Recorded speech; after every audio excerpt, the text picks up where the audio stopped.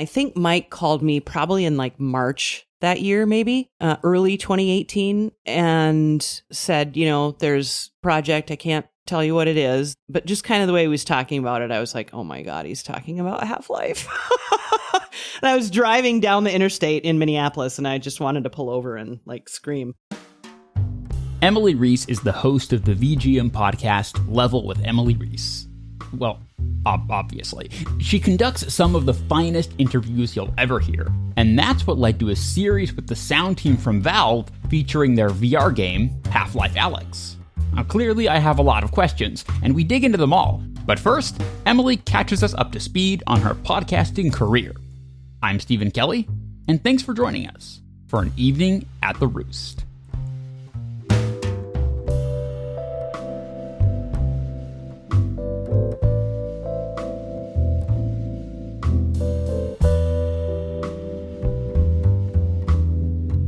In 2011, cannot believe it's been 10 years ago now, my friend Sam Keenan and I started a show called Top Score. And we, at the time, both worked at Minnesota Public Radio here in the Twin Cities. Actually, it's in St. Paul. I live across the river in Minneapolis.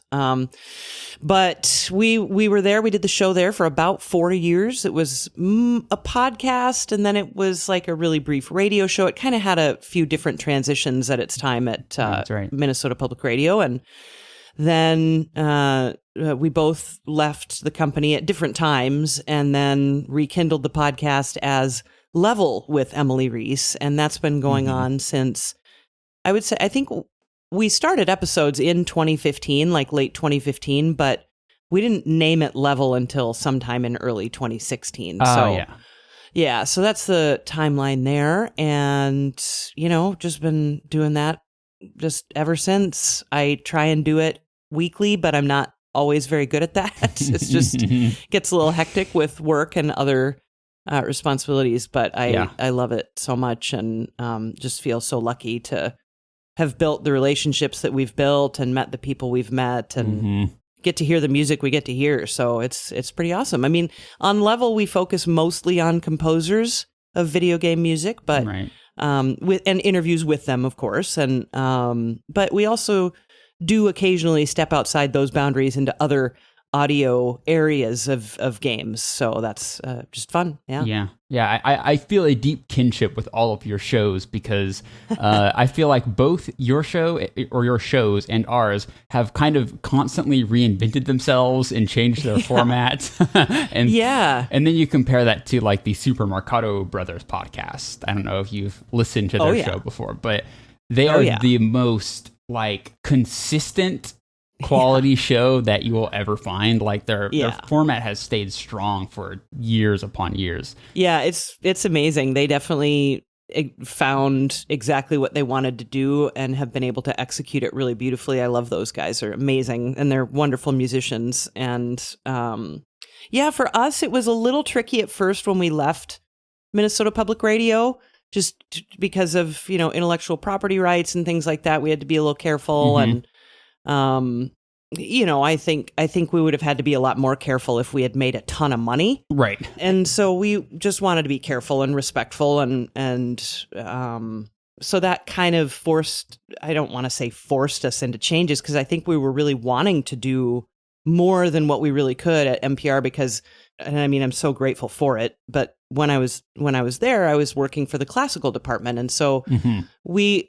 again had to be kind of careful with the content in terms of artists that we would talk to or composers and the kind of music we were going to play, because the feature was played on the classical radio station. Yeah. And it was syndicated on hundreds of classical radio stations across the country. So, we couldn't just put whoever we wanted on there and expect the audience to respond positively in those cases. So that kind of restricted us a little. And so it was nice to open our format up and just be able to welcome any type, any genre, and also any type of audio, whether it's voiceover actors or audio directors or composers. Yeah, totally. I mean, you were trying to be the bridge between two different audiences in kind of a weird way.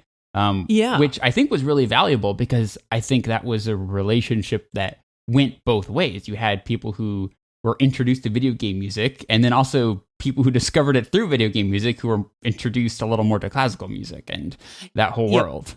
Yeah, I mean, that's always my goal. I mean, I first and foremost am a classically trained musician and with a deep love and obsession and passion for classical music. And so I want everybody to love it. And if I see a bridge to that through other beautiful, wonderful, perfectly composed music, then I'll grab that any day and be like, hey, if you like this, check out this, you know? Yep. And I mean, because there's so much great music that just really doesn't get heard very often, and people don't have context for it, so it might seem intimidating. And I mean, I loved the idea of welcoming more people into that community, the classical music community, through their love of, you know, just good music, right? Just good instrumental music.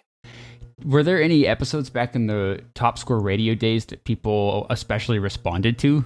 Oh, gosh. Oh, man. Now you're asking me to dig here. Yeah, I mean, I think people really loved, I think old school, so to speak, old school listeners, old school bosses, things along those lines really loved the stuff that really was quite classical in its construction. Yeah, you know, sure. For instance, I remember BioShock Infinite came out when I was working there.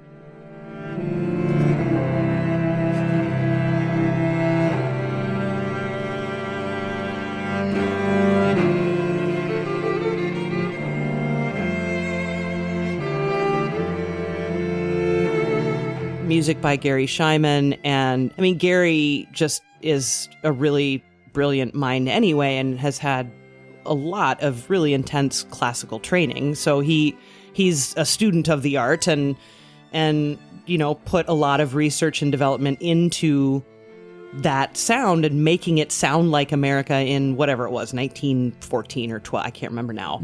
That was really fun to talk about and kind of show, because radio still was kind of being dragged in a chokehold into the digital age. I mean, it was just like the older generations in radio had a really difficult time understanding how radio could fit into the digital age. And, you know, those younger in the industry were looking to things like podcasts and stuff. And it was not an easy thing to convince that those would be relevant and important. And so having games like BioShock Infinite was really helpful to be able to say, look at this giant AAA game that's going to make hundreds of millions of dollars, and listen to how much time and care they put into this music to make it authentic, and listen to how great the result is.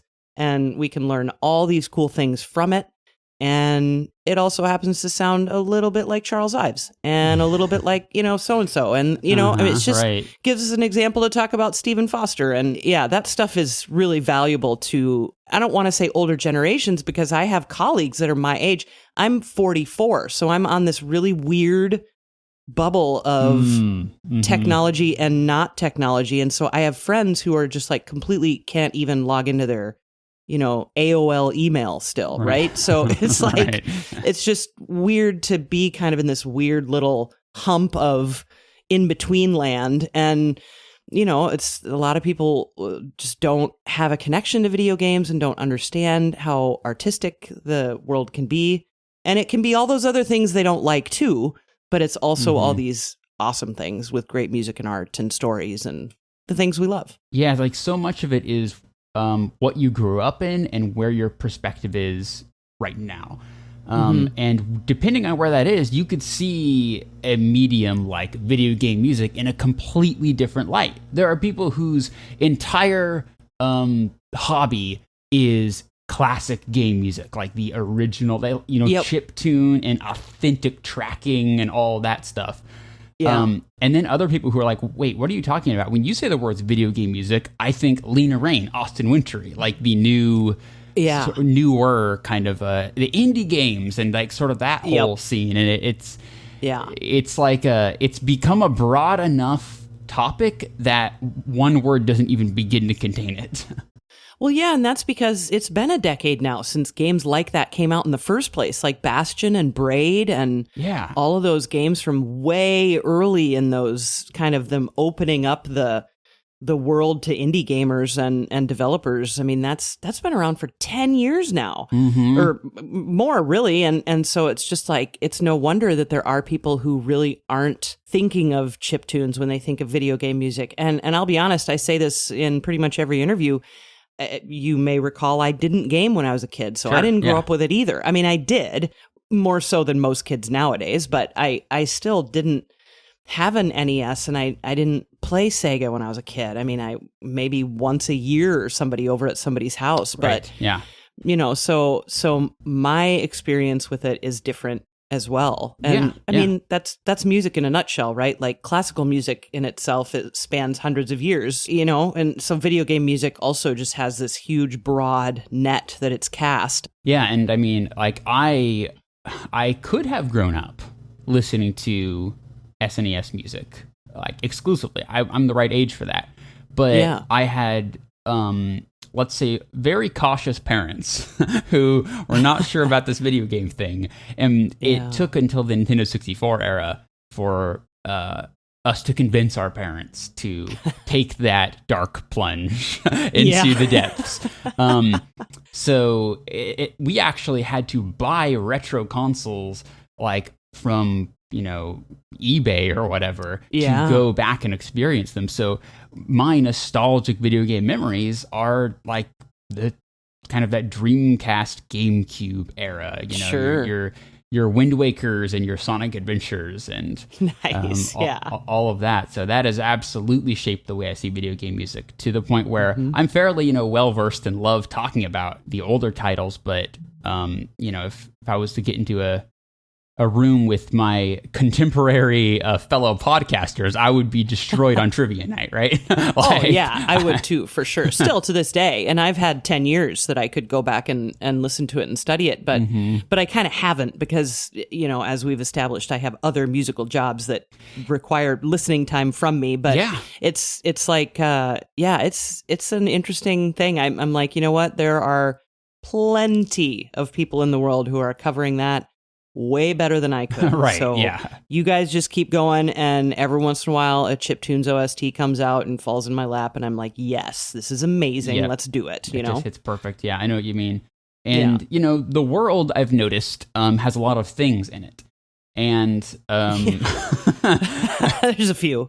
You know, sometimes I drop these little wisdom bombs in it. It has a lot of things in it, and the absolute breadth of things that you could learn about is intimidating enough, but then the absolute depth that each one of them contains is mind-boggling. So at some point you have to pick your battles.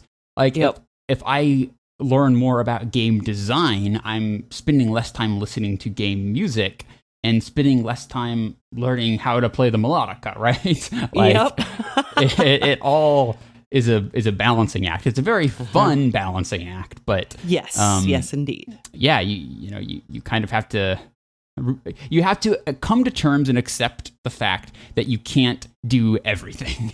Exactly. Let alone be the best in anything. So, so let's talk about Level with Emily Reese today. What kinds of people are you like reaching out to? What's your podcast flow? It's always surprised me how it kind of comes in spurts. Like, I'll schedule a bunch of interviews and have a bunch of interviews, and then I'm like, okay, I'm good for a minute. Yeah. And then I edit and release as I can. So that's pretty much how that goes. I no longer even attempt to chase release dates, really. I've got relationships with some agents who will prompt me and be like, hey, so-and-so has a game coming out here. Do you want to talk with them again? Usually it's someone I've talked to before. Sure. And, you know, do you want to talk with them again? Yeah, absolutely. But I pretty much stay away from making any kind of promises as to when things will come out. Yeah. We're kind of in the same boat. We ostensibly have an every other week, or I guess bi-weekly schedule. But yeah, pick your battles. Yeah, exactly. It's been a good year. I was going to say, you know, last year was good for the podcast in terms of content and guests and the like. It was got a little slow over the summer. I live in Minneapolis, very close to the 3rd precinct, which burned down after George Floyd was killed in police custody. Oh, so wow, it was yeah. got a little hectic here for a while, and I think everyone just kind of took a step back. We had to have a friend live with us who lived even closer to the action than we did, and so she stayed with us for that week, and as everything was on fire around us, and that kind of slowed me down. I won't lie, and I'm absolutely not in any way trying to, use that. I don't want that to sound like I'm using it as an excuse, but I will just speak to you honestly that was a really difficult and traumatic experience for everyone around here, and anyone who goes through anything like that.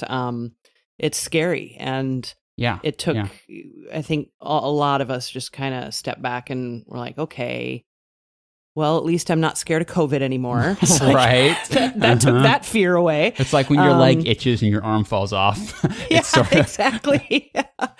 But yeah, it was a really good year, and I met some really cool people doing really amazing things last year, like Rob Kovacs, who is a pianist, and he's another classically trained musician who's tremendously technically gifted.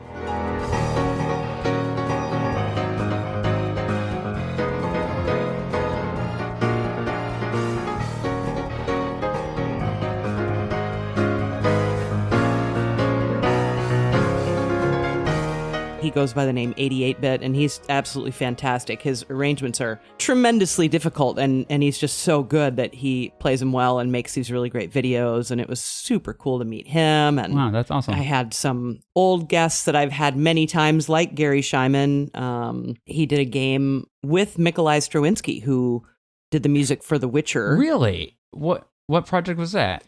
That was a game called Metamorphosis, which is based off the Kafka novel.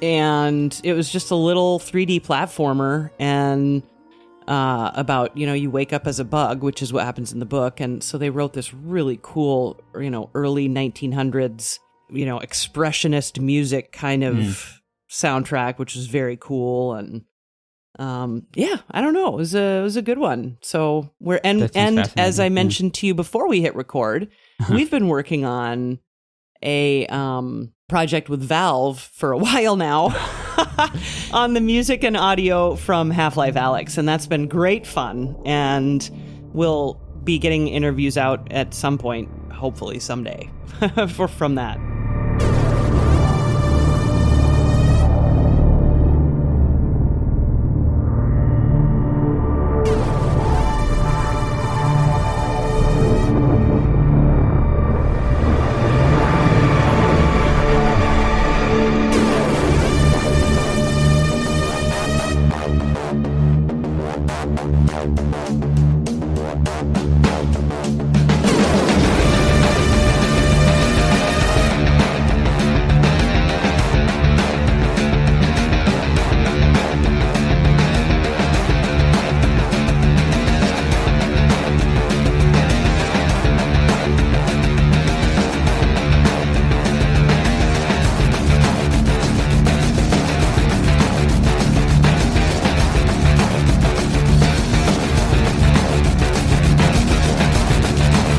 I assume you can't talk about too much of those details. Oh, no, sure. I can talk about whatever I want. I mean, okay. The game's out. It's just a matter of the soundtrack isn't quite finished yet. And the composer, Mike Moraski, who, of course, did the Left 4 Dead games and Portal 2 and Team Fortress and whatever else Mike has worked on at Valve is insane. And Mike is so brilliant, and when you listen through the music from Half-Life Alyx that's finished thus far, I mean, I just can't even put into words how good it is, and how thoughtful Mike is about the scales he uses and the way he's using instruments and it's just mind-boggling how good it is. So I can't wait to do final interviews with Mike and dig into that stuff and get it shared. But yeah, we interviewed them each year. So we went out there in 2018. We interviewed them in 2019, and we were supposed to go out last year, but of course COVID. So, Right. So we just did a series of Skype interviews or whatever was working at the time with them, because they were all sent home, of course, too. So When did you enter this project? Like, at what level? we went in the summer of 2018, and I think Mike called me probably in like March that year, maybe early 2018, and said, there's project. I can't tell you what it is, but just kind of the way he was talking about it, I was like, oh my God, he's talking about Half-Life. And I was driving down the interstate in Minneapolis, and I just wanted to pull over and like scream. But hyperventilate a little bit. Yeah.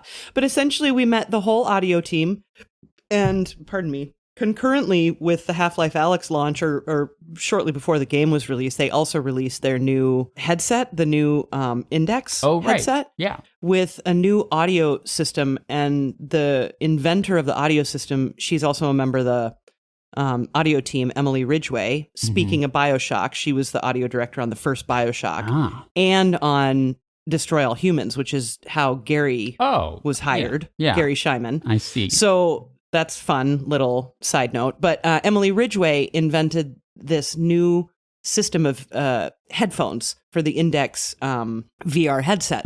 And so we talked quite in depth about that process as well. And we talked quite in depth with one of the inventors of Steam Audio, Lukulish. I think Lukulish's last name is Antani, and I'm apologize if I get that wrong, but Lukulish and his business partner had out in, I think they went to school at maybe like Raleigh-Durham or something, UNC maybe, something like that. And they were audio engineers and invented a real-time like reverb system for games, so that, when your character walks around a room, and, reverb is how we're getting a sense for distance and things like that. So it's I can't say it as succinctly as Lukulish can explain, but it's basically the system for implementing how objects sound in a game. Anything from walls to, a can kicking down the road to birds off in the distance to, And anyone who has done any sort of Foley or audio work for films or any medium like that, reverb is a powerful tool.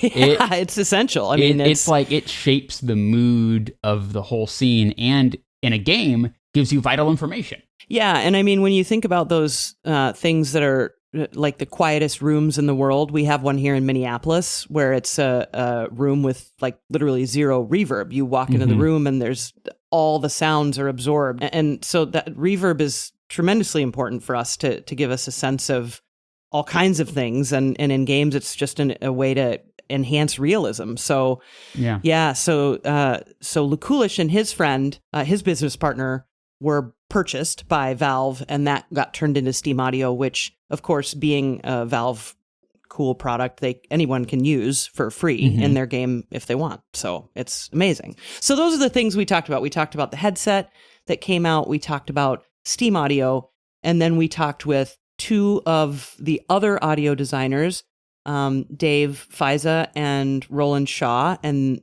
Dave does like all the weapons and all the ambience. He's very much into creating ambience that sounds real and lifelike. And he also developed some really cool programming tools. And then Roland was pretty much in charge of all the creatures and also all the objects. So if you pick up a box of matches and it shakes and you can hear the matches shake, that's Roland making that happen. Awesome. So and there were just thousands of sounds that Roland made for that game. And it's just, they're amazing people. And when you talk to them, you understand why they're at Valve, because they're very much, they're polymaths. They can master new skills quickly.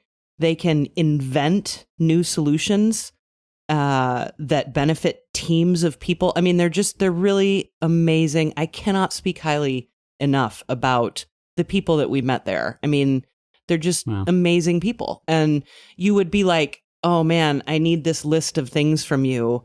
Send it off and cross your fingers. And within an hour, they'd send it back. Like all of them. They're just like that. They're just, they're professionals, you know? That's the part that really got me.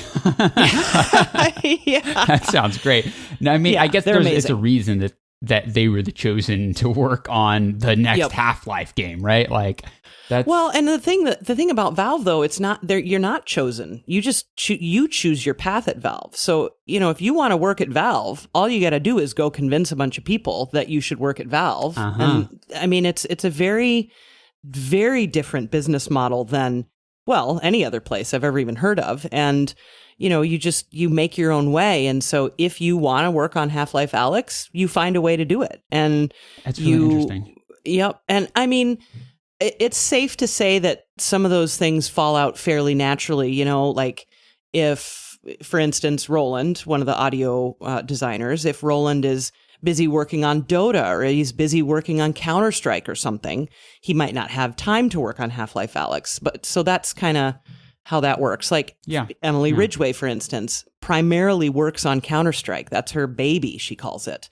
But for this project, for Half-Life Alyx, she did end up, she wrote all of the Combine dialogue and got all of that recorded. And I mean, it's just, they can just cross areas and they're really brilliant minded people that do really honestly, good work. What you're describing kind of sounds like a small team, a small business, a small like indie developer, but for an enormous company. Like that is pretty special.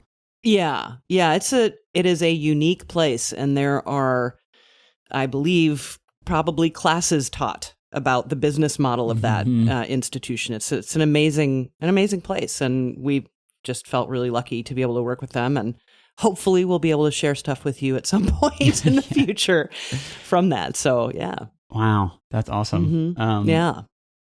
So I guess my last question about that whole deal, like what was it? Did you get to like go to like Valve HQ? Is that where? Yeah, we did. Cool. And I mean, I think buildings like that are kind of what you could dream and better. You know what I mean? There's just like, it's like a giant cafeteria with like super healthy choices, and you can kind of more or less eat sort of whenever you want. And each floor has little snacks, and there's all these, great creative spaces, and there's a full gym with a personal trainer that you can just work out in the middle of your workday and have your, so I mean, it's pretty great. And I've been in a handful of places like that, and they're always pretty amazing to just walk in and be like, wow, this would be cool to work here. Yeah. Of course, nobody's working there right now. That's but the sad thing. All those elaborate head crab statues are gathering dust, I assume. Exactly.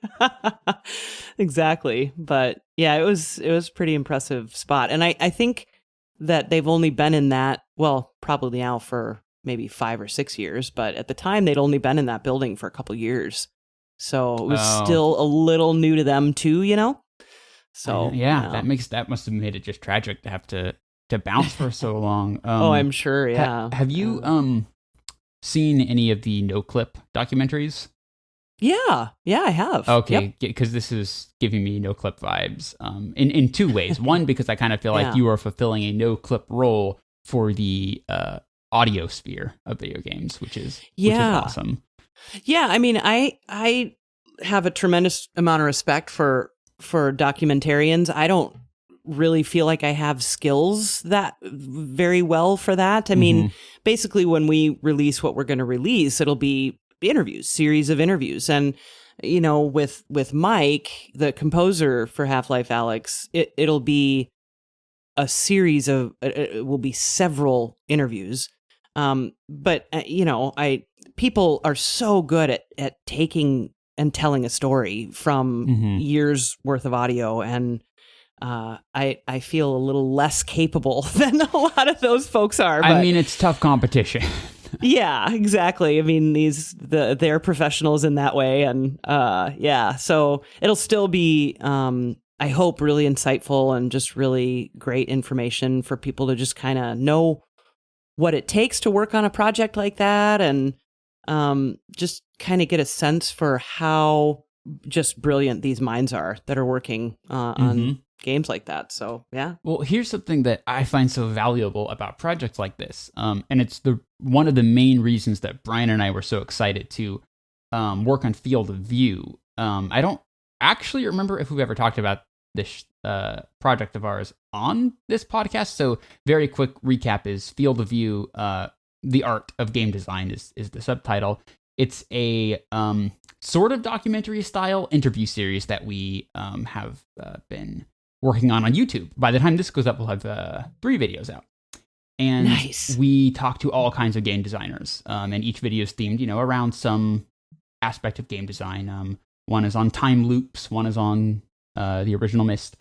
And the thing that I am very dedicated to, that I think is important and love when anyone is doing in any aspect, is preserving these conversations and these stories from designers and artists and composers and programmers from this era of video games, which is the very earliest era of video games. Like it's still like, we talked to the creators of Myst, for example. That game came out in 1993. They were up on stage for like Apple, like back in the day. Like it was that was like a historic moment in many ways, and we are just able to reach out through the internet and ask them, what was it like?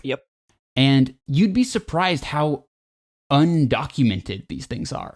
You can find interviews here and there, but by and large, a lot of these really important game creators, you really have to hunt and peck to find substantial interviews and conversations with them.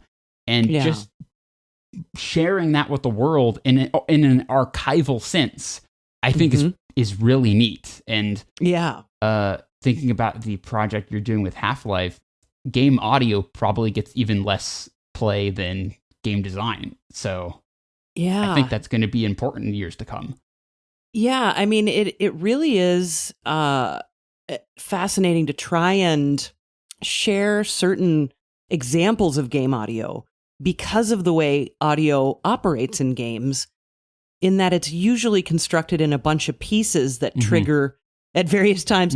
So it's not like it's ever created outside of the game as a standalone unit. Does that make sense? So yes, a monster in Half-Life might roar, but it might be triggering 7 different audio files at once. And so for me to, say, hey, can we get this sound on its own? They have to go back in and make it.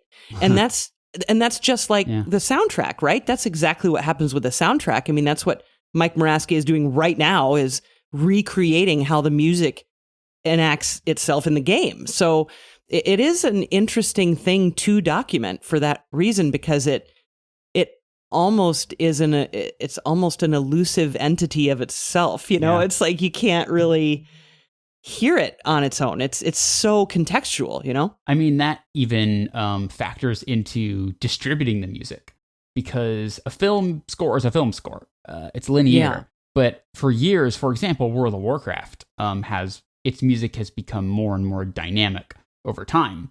And so now they'll make a sound selection of carefully edited kind of highlights from a given expansion. But, you're going to have to find some way to crack into the game files if you want to hear, area B, A with flutes, right? And you kind of have to construct it yourself. And it's like, there's really no getting around that, because games are just so dang complex. Yes, they are. It's amazing. So I don't have a great segue for this, but speaking of traveling to interesting places across the world, back in 2019, I guess it was, we were able to go to your corner of the world. We made the pilgrimage over to Minnesota, St. Paul, all those hotspots. It was actually to go to Carl Brueggemann's wedding. Oh, so we got to hang out at the Mercado Brother home base and meet everyone Nice. from there. And it was super cool seeing the Twin Cities that I've heard so much about, and actually being able to drive between them and try to figure out where the heck I was. Yeah. It's pretty wonderful spot. I've been here now for a while, so I'm, always I kind of tend to get a little restless. Yeah. But I do love it here, and we are very lucky to have a lot of water and a lot of parks. And so Yeah, that's right. I mean, I think it's like 98% of the metro area lives within 2 blocks of a park or something. It's crazy how much park space we have. And so that makes it more bearable, especially when it's cold. And like at the end of my street, there's an elementary school. And in that whole area is, they have softball fields, they have basketball courts, they have a little, playground for the kids. But in the wintertime then, well, there's a pool in the summer. In the wintertime, there's ice rinks. There's a hockey rink. Yeah. There's just a plain skating rink. And, you can just go down there and mess around. It makes it a lot nicer. That sounds absolutely lovely. Yeah. I really enjoyed my time there. We got to see some of the older neighborhoods, really beautiful, overgrown with trees. And I love that whole vibe. And what constantly surprises me is it seems like everyone I know in the area knows a bunch of like super talented jazz musicians, and it's just like, do they just spawn there, or do they find each other? There are amazing jazz musicians here in Minneapolis, and that's pretty much a byproduct of the way jazz spread back in the early 20th century, and just where trains would stop and where metros were. We were close to Chicago, so a lot of people would come over from Chicago. Yeah. And we're farther away from Kansas City, but still some Kansas City musicians would make it up to the cities. And yeah, we're lucky. We also have great recording studios here and 2 Grammy Award winning tremendous orchestras. And so that draws talent too. You know what I mean? Yeah, sure. This is a very strong music and theater town for sure. Anything else exciting that you want to bring to the table? I would love to talk about the other podcast, if that's okay. Yes, please do. Please do. Yeah. So I also do a podcast called Scores and Pours. And Scores and Pours is about wine and classical music. And my friend Jill Mott she is a sommelier. So she knows her wines and her beers and her spirits better than anybody I've ever met in my whole life. And she explains those things, and I explain something about classical music. And so that is a good pairing. Yeah.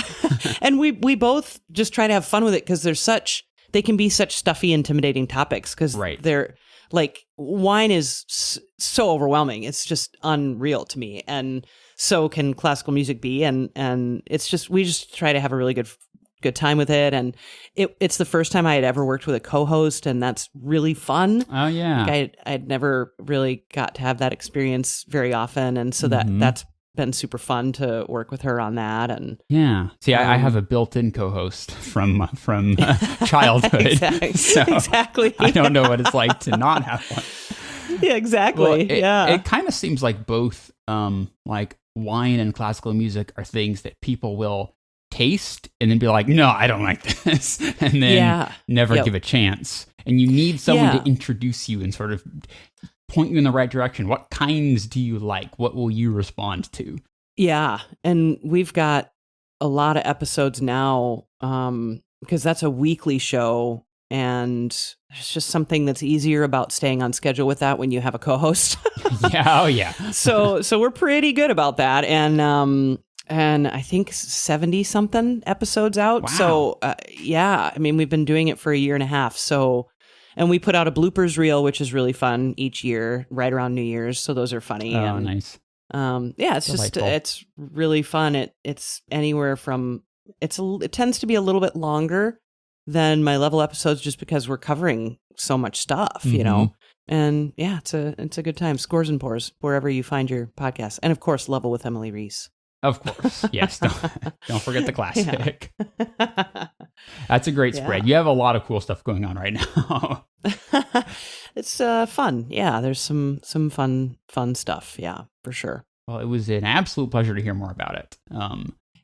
We haven't. I mean, you've been on one of our past podcasts before. I honestly don't remember which one at this point, but it's been a long time. So it's been a long time, and you've been on mine too. So. That's right. Yeah, I remember that. I remember specifically using that platform. Like, okay, I'm going to be on Emily's podcast. So what? She has this whole audience, this a certain amount of clout that comes with it. Of course, I'll talk about the Kid Icarus game for the 3DS. I need to I love it. Spread the good news. It's so amazing. A beautiful choice. A beautiful Thank choice. What are you playing right now? What are you up to? Oh, I just got back into Minecraft. Oh God. I can't ever allow myself to do that again. Oh my God. I'm opening the doors. I'm even opening the doors to mods. It's going to be a bad scene. Look, 2020 was Animal Crossing. 2021 is Minecraft. That's fair enough. But literally, when I was playing Minecraft on my phone and on my PlayStation, I was like, I have to rip the band. I like erase them both on the same day. I'm like, I can't do this anymore. Yep. Very understandable choice. Yeah. And then sometimes I'll be gaming and it'll be a game I have no intention of doing an interview about, or maybe I've already done it and I'll feel all guilty for playing it. And so, yeah, it's good for me to just to get rid of those demons. Minecraft, I love you. I spent way too much time with you. Yep. See, that's awesome. The thing for me is, everything about Minecraft is something that I know I would love. But I feel like I just kind of missed the boat. Like, by the time it started getting popular, I guess I was in my almost 20 at that point. I don't remember, somewhere around there, but I wasn't spending all my time playing games like I was when I was a teenager. So there's just this whole world. I still barely know how it all works. So I'm looking forward to using that as my relaxation game. Yes, it is perfect for that. And my dream home that I built out of glass blocks, which I would never have in real life. I would never want a glass block house, but God, I still think about that house I built, because I'm not a designer by any stretch or an artist in that way.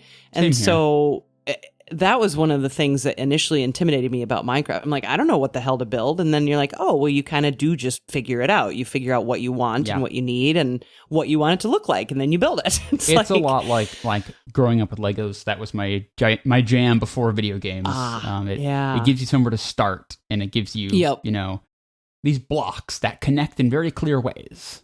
Yeah, and just how basic you can make it compared to how complicated you can get. My business partner, Sam Keenan, who mixes our podcast, Sam has a son who's, I think, 18 now, but when I first met him, he was 8. And, when that kid started playing Minecraft, he was building castles with elevators and secret passageways and building his own games in it and all kinds of stuff. And I'm just like, yeah, here I am just building my little glass block house. But you feel so proud. You make 4 walls and you're like, I'm standing inside a house that I made. And look, I made stairs or something. Exactly. Amazing. Honestly, I am such a big supporter of where Minecraft has gone. I am over the moon that this is what kids are way into. It's such a creative and just wonderful portal into creativity, because just creativity is so important to me. And I know like I said, I would have just gone wild for Minecraft if it was out there when I was 8. Oh my gosh, I would have loved it. And so it just makes me. And if you learn the Minecraft language a little bit, you can carry on a conversation with any 10-year-old you ever meet. So you're kind of good to go. I know about Redstone. No worries. Yep, that's amazing. Yeah, oh man, learning all that stuff. Oh my God, just even the first time I built a automated a mine cart. Yeah. I had a friend who taught me how to do that. Yeah. And oh my God, from one badass mine all the way back to my home base. I just thought it was the coolest thing ever. Yeah. So cool. Sadly, I tried to resurrect my old server. Yeah. But it had been abandoned for so long they deleted it. So sad. My great lava forge and all of the castle I was building, and it's all gone, sadly. But amazing. I don't know. That just gives me the fire to begin anew. So if you want to join our Minecraft realm, just send me information. You're welcome. I just might. I'd have to probably do it on my phone unless you're playing it on the PlayStation, right? I don't know if it's cross-platform. I'm on PC, so I don't know. Yeah, I don't know either. It's the old version though, not the new fancy one. So yep, I love it. That's amazing. Yeah. So next time we have you on in 3 more years, I'll tell you how big my new castle is. That sounds good. Take it from there. Sounds good. I hope it's not 3 years though. Yeah. Let's see if we can beat that record, huh? Yeah. Let's try that. I'd appreciate that.